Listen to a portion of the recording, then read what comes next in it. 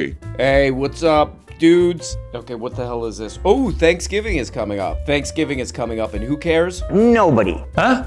I am the kind of guy. I have already started cooking my Thanksgiving stuff. I'm the kind of guy, know what I'm saying, who starts early. I took some video of it. Let's check out that video. Okay, yeah, that's how I start. Okay, there we go. First I start with that.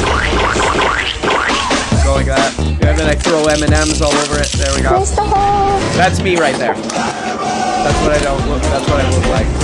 So that's me making Thanksgiving food, looking different. If any of you perverts want to come over and try it. Try my M&M cookie crumble.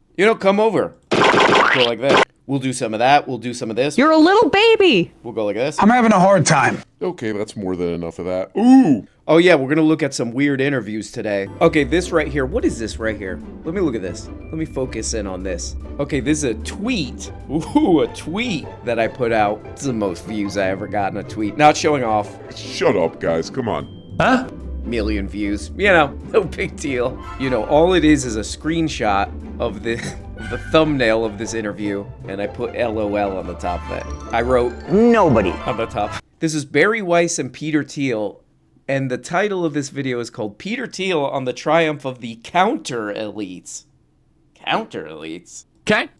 Okay, let's see what people are saying in this absolutely smashing success of a viral tweet I did. What does this person right here say? Barry Weiss is such a disgrace to journalism. Whoa! Hey! I command you to take that back. My God, how can this woman look herself in the mirror every day? Oh! No. What does this guy right here say? Barry is really uncannily good at going out there and being on the wrong side of every issue. Hey! Oh! I've watched some of this dude's quote philosophy talks, unquote, and besides the basic neocon Straussian bloviating, he really just be saying random shit sometimes. Hey! Shut up, man. No more. I'm leaving. Okay, now what the hell does this guy right here say? I'll wait for your breakdown on the channel. I'm definitely not listening to this asshat. Whoa! For 2+ hours. Hey, is he allowed to say that? I am having trouble doing the show. From the Free Press, this is Honestly, and I'm Barry Weiss. Huh? President-elect Whoa, hey, hold Trump. on.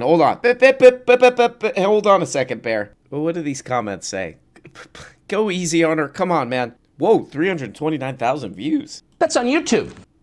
That's on YouTube alone. That's on YouTube. Okay, what are these people saying? One of the best internet moments of the decade was when Barry Weiss got absolutely made a fool of. Hey, shut up, man. Hey, calm down, man. On Joe Rogan, when Joe Rogan let her know that. Generally speaking, No, Joe. Chinese people look Chinese. Come on, Joe. When she tried to slander Tulsi Gabbard. What the hell was that again? But okay, so who's in right now? So we have Kamala, Who? Kirsten Tulsi Gillibrand. Oh, monstrous. Monstrous? Ideas. Huh? Ideas. Well, Nobody. when she was 22, she had... No, she's an Assad toady. What does that mean? She Yeah, is a... explain that.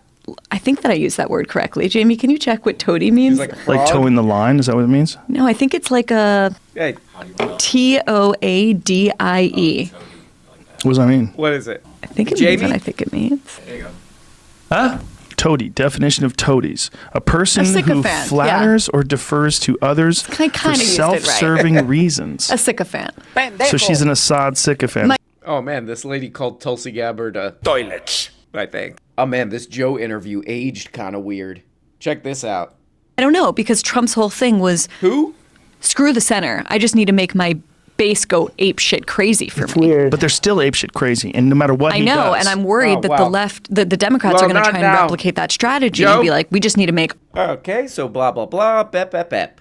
Back to this Barry video. Okay, so they're mad at her that she doesn't like Tulsi. Okay, that's probably the only comment like that, right? It reminds me of when Rogan shut down her Tulsi smear. Oh my God, calm down. Tulsi's not going to go on a date with you. Everyone I don't like is a toady. Also, what does toady mean? Hey,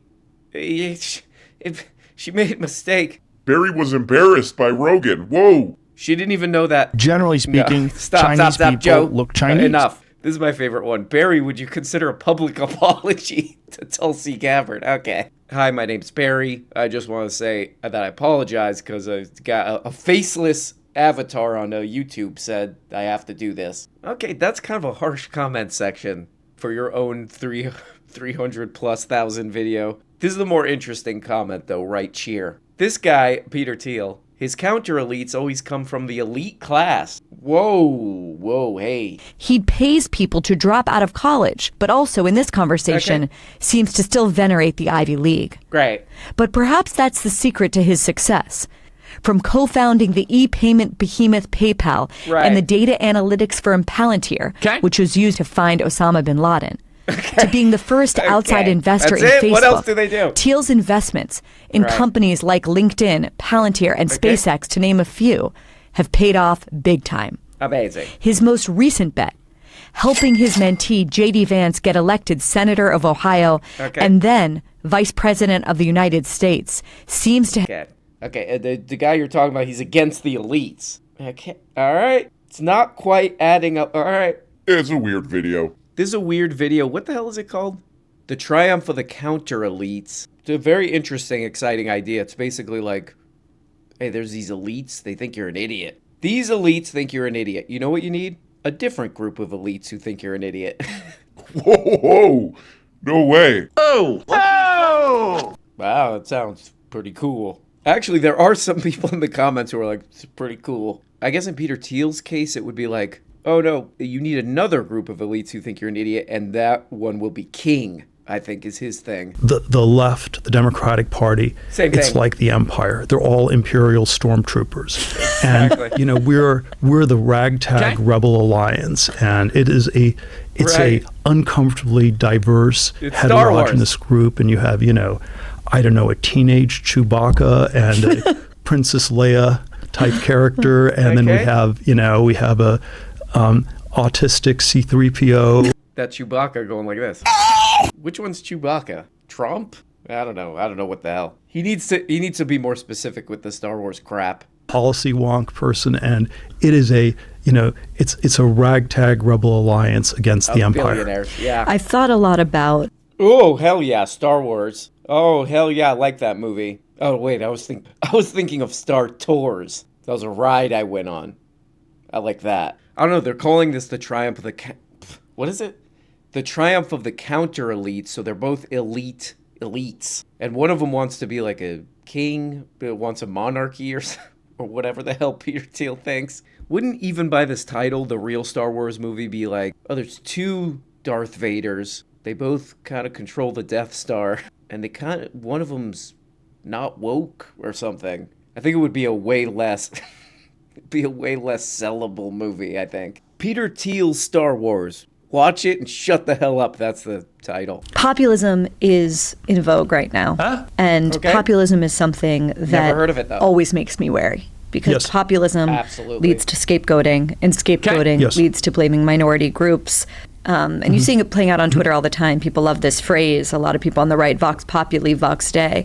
Voice of the people is the voice of God. And I can't think of a wronger thing that has been said. I don't think the voice of the people or the voice of God. Never. Yes. Wait.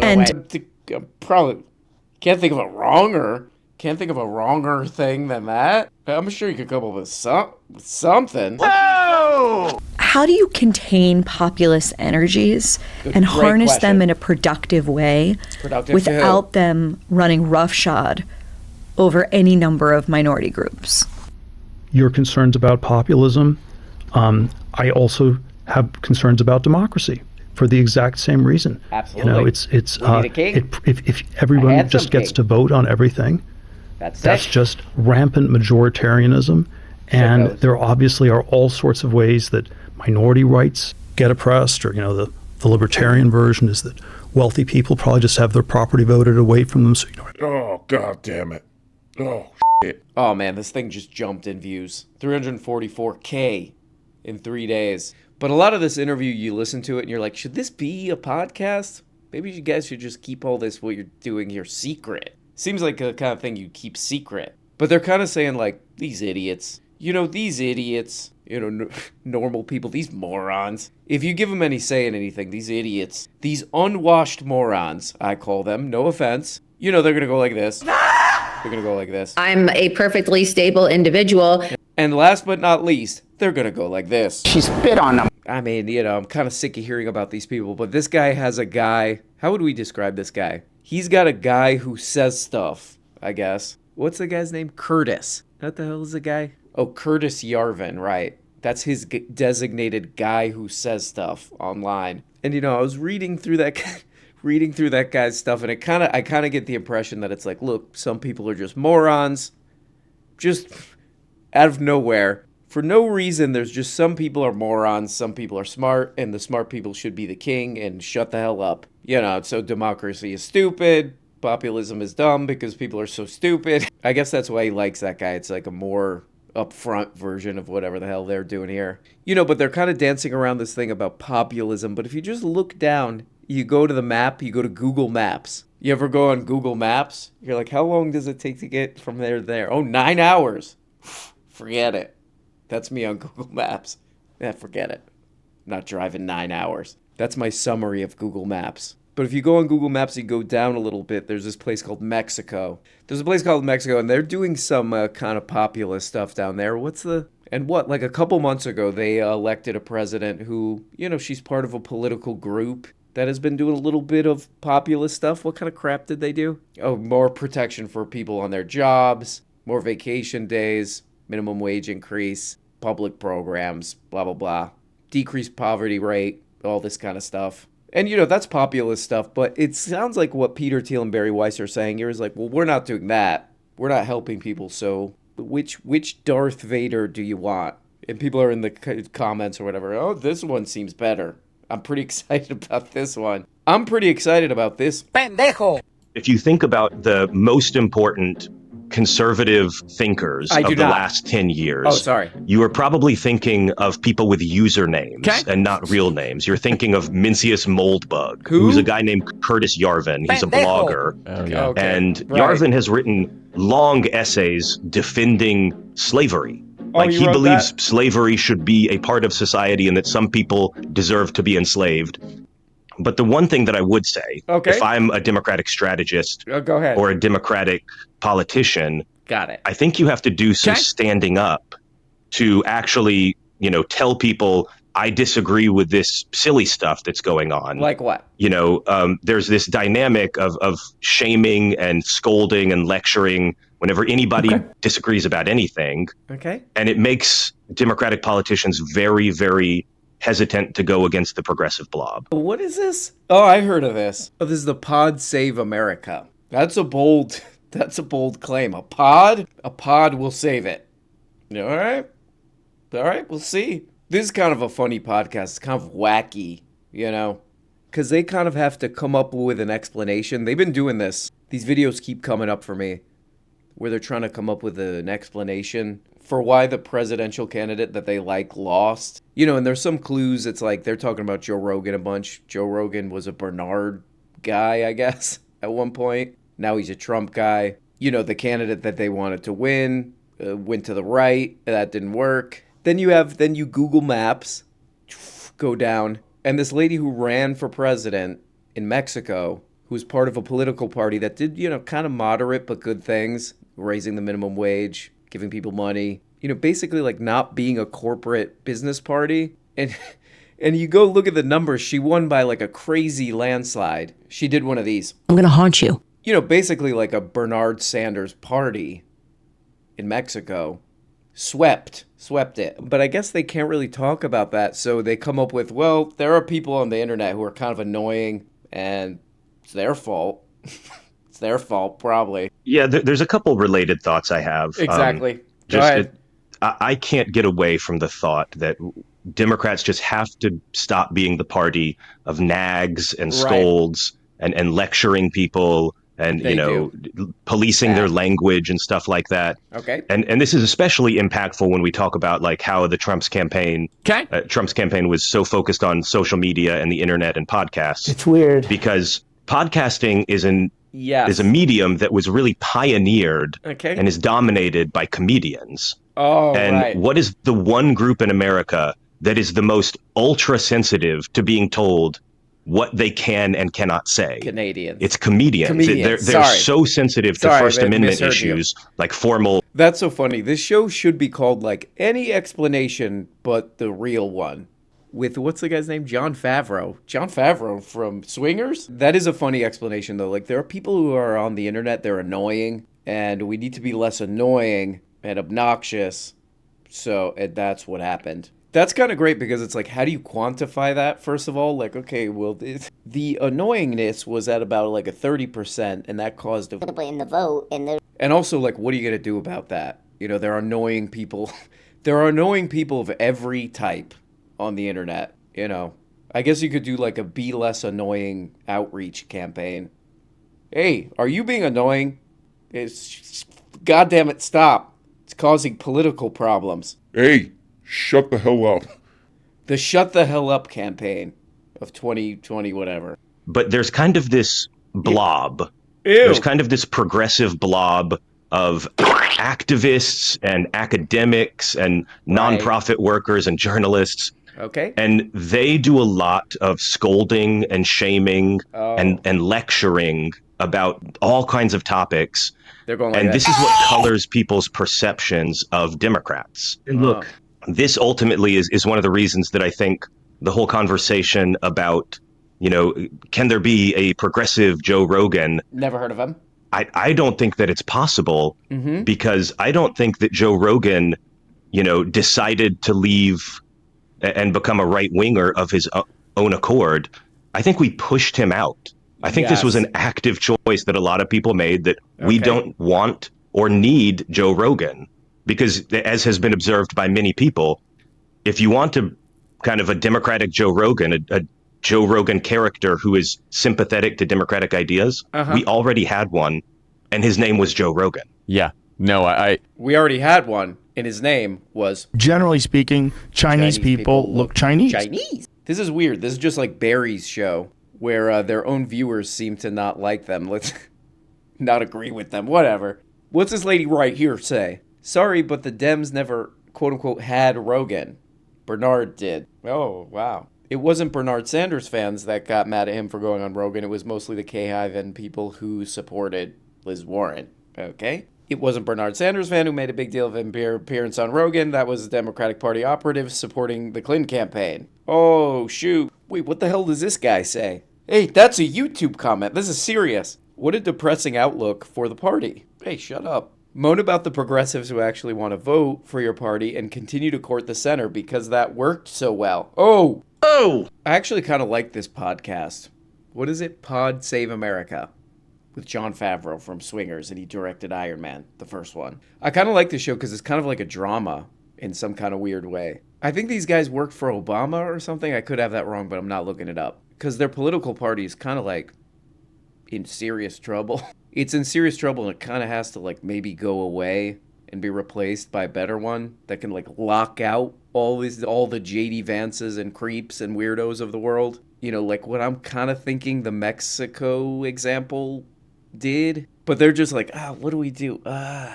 Okay, we gotta keep going with this. I don't know, people are annoying on the internet. That's what it is. They're just trying to come up with something. It is kind of interesting. I don't know, somebody told somebody on the internet to shut the hell up. We can't do that anymore. We actually gotta stop the internet. That's gonna be that's our platform now. But anyway, guys, like I was mentioning earlier, I'm very excited about Thanksgiving. I got a huge Thanksgiving plan. I'm gonna get one of those Baja Blast pies from Taco Bell. I'm gonna drive through Taco Bell. Better be open on Thanksgiving. I'm gonna eat that in my car with my family. Okay? Okay. But anyway, guys, I forgot what the hell I was talking about. But I hope you're having a good one. It's not the greatest day of the week. We're not gonna talk about it. We're just gonna blow right past it. That's what we do. We say, yep, that's a bad one, but we're still doing it. Monday is one of those days that makes us feel like her tongue clearly touching a donut. Okay. Talk to you guys next time or tomorrow if you're a Patreon subscriber. I'm talking to you tomorrow. If you're a Patreon subscriber, see you tomorrow. Live streams, all this crap. LeDron James is going to talk about it in a second. Love you guys. Hope you're doing great. Talk to you later. Bye-bye. Hey, my name's LeDron James. I don't know why my name is that, but I'm not on the show as much anymore because I'm what we call a view time decreaser. Oh, man. But anyway, what the hell is wrong with me? Anyway, guys, what I'm trying to say here is, you're missing all kind of shows during the week. You're only getting a little bit of the shows, so subscribe on Patreon for as little as $2. That is an insignificant amount of money, frankly. I'm not going to put this lightly. I'm just going to go ahead and say that's nothing. That's useless. But not to me, LeDron James. So subscribe on Patreon for as little as 2 bones per month. The link is in the description. Oh, we do live streams, Patreon-only live streams, and all kind of other crap, too. Well, I gotta get the hell out of here because I actually have a Baja Blast pie of my own waiting for me. Talk to you later, bye.